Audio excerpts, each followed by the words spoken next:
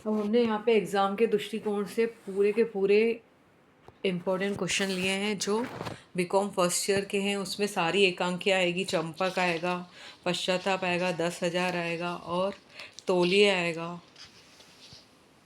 इस प्रकार से हमने सारे ही क्वेश्चन आंसर को लिया है, तो आप इसको देखिए और आपके लिए बहुत हेल्पफुल रहेगी वीडियो। तो हेलो फ्रेंड्स, मैं सानिया आपका स्वागत करती हूँ। देखते हैं हम क्वेश्चन आंसर को। तो पहले हम चंपक के क्वेश्चन आंसर लेते हैं वन वर्ड के। चंपक किसका एकांकी है? तो चंपक जो है राम कुमार वर्मा जी का एकांकी है।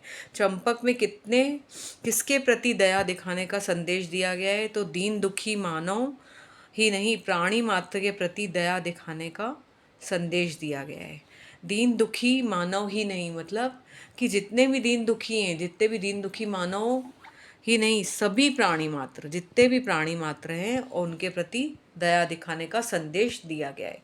किशोर कौन था? किशोर कौन है? तो चंपक एकांकी में आने वाले एक कवि का नाम क्या है? किशोर है। शकुंतला की सेविका का नाम लिखिए। शकुंतला की सेविका का नाम है मालती। शकुंतला की सेविका कौन है? मालती। ललिता कौन थी? वह किशोर की छोटी बहन थी। ललिता कौन थी? किशोर की छोटी बहन है। चंपक किसका नाम है? चंपक किसका नाम है? एक छोटे से कुत्ते का नाम है। चंपक एकांकी में हिंदी साहित्य का सुकवि कौन है? तो चंपक जो एकांकी है उसमें सुकवि कौन होगा? किशोर होगा। किशोर हिंदी साहित्य के कवि हैं उसमें। किशोर और ललिता में आपसी रिश्ता क्या है? तो भाई बहन का रिश्ता है। हमने लेसन में भी पढ़ा था।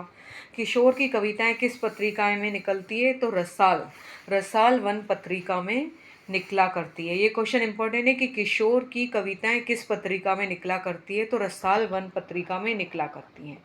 चंपक की सेवा कौन करना चाहता है? तो एक वृद्ध है, वह चंपक की सेवा करना चाहता है, एक वृद्ध भिखारी। ठीक है, अब हम आगे बढ़ते हैं दूसरे लेसन की तरफ। आपको यह क्लास कैसी लगे? ऐसे ही हमने चंपक एकांकी को भी एक्सप्लेन किया है। अगर आप इंटरेस्टेड हो तो वो वीडियो देख सकते हैं, वो क्लास देख सकते हैं। नेक्स्ट, रीढ़ की हड्डी का आप देखेंगे हम क्वेश्चन आंसर। रीढ़ की हड्डी के लेखक का नाम लिखिए। तो जगदीश चंद्र माथुर जो हैं वो रीढ़ की हड्डी लेखक के हैं। उमा कौन थी? उमा राम स्वरूप की बेटी थी। उमा कौन थी? राम स्वरूप की बेटी थी। अब राम स्वरूप कैसे लिखते हैं? राम तो राम लिखेंगे, स आधा इसमें आएगा, स्वरूप। ठीक है, राम स्वरूप कौन था? तो वे उमा के पिता थे। राम स्वरूप कौन थे? उमा के पिता थे। पेमा कौन थी? वह राम स्वरूप की पत्नी एवं उमा की मां थी। प्रेमा कौन थी? राम स्वरूप की पत्नी और उमा की माँ थी। शंकर कौन था? तो गोपाल प्रसाद का बेटा था। शंकर कौन था? गोपाल प्रसाद का बेटा था। गोपाल प्रसाद कौन थे? तो शंकर के पिता थे। ये तो सिंपल है, आपको समझ में आना चाहिए। रत्न कौन था? तो एक नौकर था। रतन कौन था? एक नौकर था। रीढ़ की हड्डी एकांकी में किस समस्या को उठाया गया है? तो दहेज प्रथा की समस्या को उठाया गया है। उमा के पिता का नाम क्या था? उमा के पिता का नाम राम स्वरूप था। ठीक है, उमा की पढ़ाई कहाँ तक हुई? तो बीए तक हुई थी। तो इस एकांकी को ऐसे समझ सकते हैं कि जो रीढ़ की हड्डी एकांकी है वह दहेज प्रथा की समस्या के ऊपर लिखी गई है। उसमें राम स्वरूप है, उनकी बेटी उमा है, उनकी पत्नी प्रेमा है, और जो शंकर है वो गोपाल प्रसाद है, और शंकर गोपाल प्रसाद का बेटा है, और एक नौकर है, इसमें रत्न आया है, और इसमें उमा के पिता के नाम जो है वो है राम स्वरूप। मतलब ये राम स्वरूप के ऊपर लिखी गई एकांकी है। उमा की पढ़ाई कहाँ तक हुई है? बीए तक। तो आपको इसके भी क्वेश्चन आशा करती हूँ समझ में आए होंगे। अब नेक्स्ट देखते हैं हम 10,000। 10,000, 10,000 में क्या आएगा? देखिए, उदय शंकर भट्ट। 10,000 किसके द्वारा लिखा गया है? तो उदय शंकर भट्ट, भट्ट। ठीक है, उदय शंकर भट्ट। 10,000, उदय शंकर भट्ट की पठित एकांकी का नाम लिखिए। तो 10,000। फिर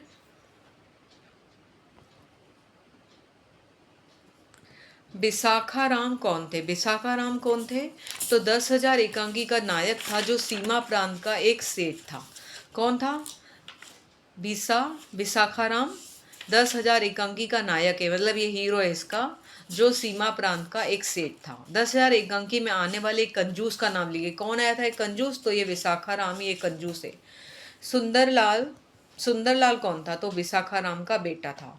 और राजो कौन थी? तो राजो विशाखाराम की लड़की थी। राजो की, राजी की माँ का माँ कौन थी? तो राजी की माँ कौन थी?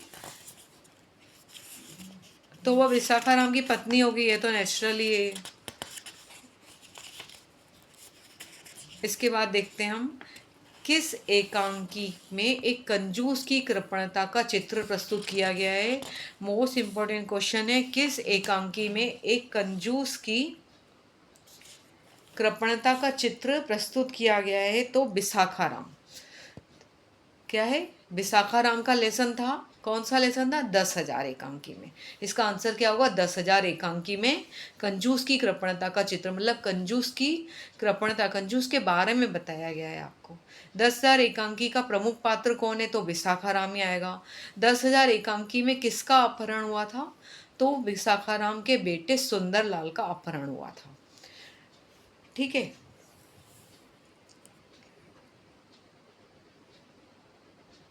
अब नेक्स्ट क्वेश्चन है कि राजो कौन थी? तो राजो कौन है? तो राजो विशाखाराम की बेटी है। और अपहरणकर्ता ने कितने रुपए की मांग की थी? तो 10,000 की मांग की थी।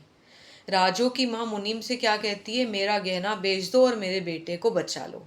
मुनीम से क्या कहती है? मेरा गहना बेच दो और मेरे बेटे को बचा लो। सुंदरलाल को अपहरणकर्ता से किसने छुड़ाया था? तो मुनीम ने 10,000 देकर छुड़ाया था। अब इसको आप इसको शॉर्ट फॉर्म में समझ सकते हैं कि 10,000 एकांकी क्या है? इसमें एक कंजूस का चित्रण किया गया है, कंजूस की कृपणता का चित्र किया है। कंजूस कौन है? विशाखाराम है। विशाखाराम के बेटे का नाम क्या है? सुंदरलाल। बेटी का नाम है राजो।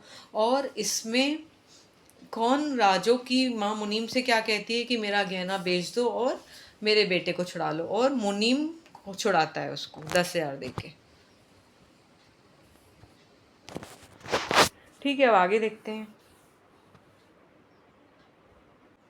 ठीक है, अब हम देखेंगे पश्चाताप। पश्चाताप में क्या थे? तो क्वेश्चन आंसर देखेंगे कि कन्हैया कौन है? कन्हैया अछूतो द्वार, अछूतो द्वार में चला हुआ एक कुलीन युवक है। ठीक है, जो अछूत लोग होते हैं ना, अछूत, उसके लिए बताया गया है इसमें। हरिकृष्ण प्रेमी के पठित एकांकी का नाम लिखिए। तो ये जो एकांकी है वो किसके द्वारा लिखी गई है? हरिकृष्ण प्रेमी। ठीक है। पंच कौड़ीदास कौन है? तो पश्चाताप कहानी में आने वाला एक ब्राह्मण वेद है। कौन है? पंच कौड़ीदास। पश्चाताप कहानी में आने वाला एक ब्राह्मण वेद है। ये भी इंपॉर्टेंट क्वेश्चन है। राम दुलारी कौन है? तो वैद्य जी की पत्नी का नाम क्या है? राम दुलारी। फिर है रधिया कौन है? तो एक अछूत कन्या है। ठीक है, रधिया कौन है? एक 12-13 साल की निम्न जाति की अछूत कन्या है। कितने साल की? 12-13 साल की। पश्चाताप एकांकी में क्या कहानी है? उसमें हरिजनों पर होने वाले अत्याचार की करुण कहानी बताया। ये भी इंपॉर्टेंट है। पश्चाताप कहानी में क्या कहानी है? पश्चाताप एकांकी में उसमें हरिजनों पर होने वाले अत्याचार की करुण कहानी है। पश्चाताप एकांकी के एकांकीकार का नाम लिखिए। तो हरिकृष्ण प्रेमी है, श्री हरिकृष्ण प्रेमी। फिर राम दुलारी किसकी पत्नी थी? तो वह पंच कौड़ीदास वैद की पत्नी थी। वह किसकी पत्नी थी? वह पंच कौड़ीदास वैद की पत्नी थी। डॉक्टर ईसाई बनने से पहले किस जाति का था? डॉक्टर ईसाई बनने से पहले भंगी जाति का था। पंच कौड़ीदास कौन थे? तो एक ब्राह्मण वैद्य थे। ठीक है। अछूतो द्वार में लगा हुआ कुलीन युवक का नाम क्या था? कन्हैया। पहले ही बताया था कि एक कुलीन युवक था, उसका नाम क्या था? कन्हैया। पश्चाताप एकांकी में किसकी दारुण दशा का वर्णन किया गया है? तो हरिजनों की दारुण दशा का वर्णन किया गया है। पंच कौड़ीदास किसका मुंह 2 रुपए देकर बंद करना चाहते थे? तो पंच कौड़ीदास राधिया की माँ को 2 रुपए देकर उसका मुंह बंद करना चाहते थे। ठीक है, अब बताओ पंच कौड़ीदास कौन है? अब ये पंच कौड़ीदास पश्चाताप कहानी में आने वाले एक ब्राह्मण वैद्य हैं।